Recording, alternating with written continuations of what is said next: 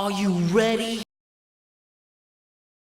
Hey peeps, how's it going? Today, I guess you could say, let me roll that up. We are talking WWE and wrestling in general. So if you're excited for that, give me a hell yeah.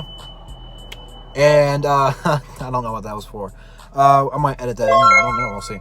I don't know if you want to call this a rant or a hot take or whatever promo at this point. I don't really know, but I want to give you my thoughts on at least WWE for the last few years. Now, I grew up in the prime of wrestling, okay? I grew up in the Attitude Era. I got to watch DX, The Rock and Stone Cold, Undertaker, Triple H, Kurt Angle, Kane, Edge and Christian, the Dudley Boys, the Hardy Boys, so on and so forth. Great characters like The Godfather. I think Tess was really underrated. I loved his moveset. All these guys, I mean, I don't even know how to say it. They were deep. They were like the Golden State Warriors of WWE history. Now, a lot of people don't understand wrestling. I have not watched it, I'd say, in 10 to 12 years. I can't even remember the last time that I sat down and watched a Raw or a SmackDown. But, yes, it's scripted. But so is TV. Nothing on TV that you see is real. Even reality TV shows are all scripted. It's a form of entertainment. And it's like going to a play. It's like theater, but for guys who want to see someone get punched in the face. It's kind of the same thing. You know, you don't go to the movies to see Avengers and think Iron Man and Captain America are real. No. You still have to be in tremendous shape. These guys still get hit a lot. And I mean, look at Mick Foley, dude. He flew off a 25, 30-foot cell and landed. Almost died, dude. Like, you can't fake that. So there's entertainment from my point of view. I grew up watching it, so maybe I'm biased, but I haven't watched it in so long. I don't know who half the people are. And here's my problem with it. Part of the thing that drew me to wrestling was the edginess, that you never knew what was going to happen. Like, you were surprised almost every week. Now, a lot of it is predictable, and you do see a lot of things coming. But you kind of see it after a while. You see a pattern. But hearing The Rock on the microphone, literally the most electrifying man in sports entertainment, no one knew how to work somebody like that. You were just naturally drawn to him. I use The Rock's quotes almost every single day. Him or Stone Cold. Those two guys are iconic. I mean, even if you aren't wrestling fans, you know who both those guys are. Not to mention people like Chris Jericho, who came along later. Triple H really wasn't a good promo person. But that was part of it. It was promos. Nowadays, it's kind of like the 80s. Like, they don't swear. And that's a problem. You can't say, I'm going to kick your butt and sound like a tough guy. Like, that's weak. You got to give these guys a little bit more freedom to talk. Part of the thing that got people over was, they gave them like a little bit of a template and let them roll with it. Like, you can add your own twist on it. They're like actors. The Rock is an actor. You give him this character, The Rock, and let him shape it and become whoever he wants. It's a Rock transformation. Another thing is the violence isn't really violent. Now, since Chris Benoit, they're not going to do chair shots to the head anymore. They did that over in AEW, and I think they put the kibosh on that one just because of the concussions, and you can't protect yourself from that one. You actually get hit in the head with a steel chair. But you still have to bleed. That means you went to a fight. UFC or boxing is not doing that. If you get hit in the face and you bleed, the match is going to continue.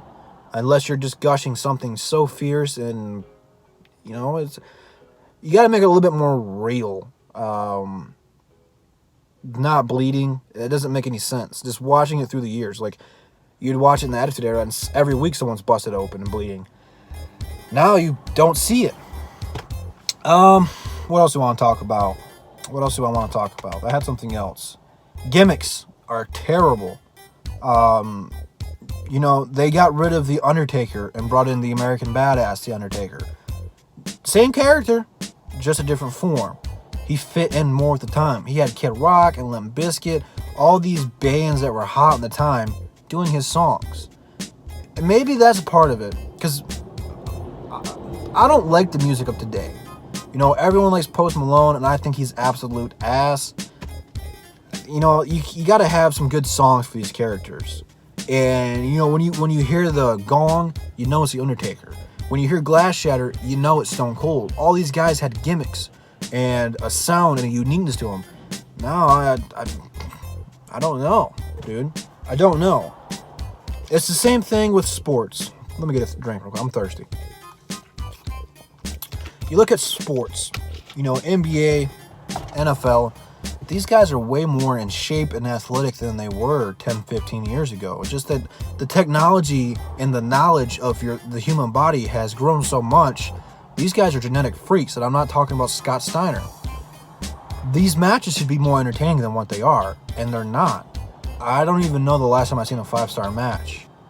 Now, granted, I don't watch it anymore. I don't know who most of these people are, but there's no Shawn Michaels out there.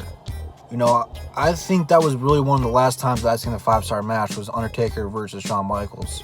Arguably one of the greatest matches of all time. But it was entertaining. And now it seems like everyone does super kicks. Everyone does these high spots and tries to just steal the show away.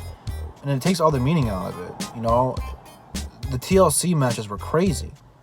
They didn't get up right away after they went through tables. They sat down there for a minute. They were out.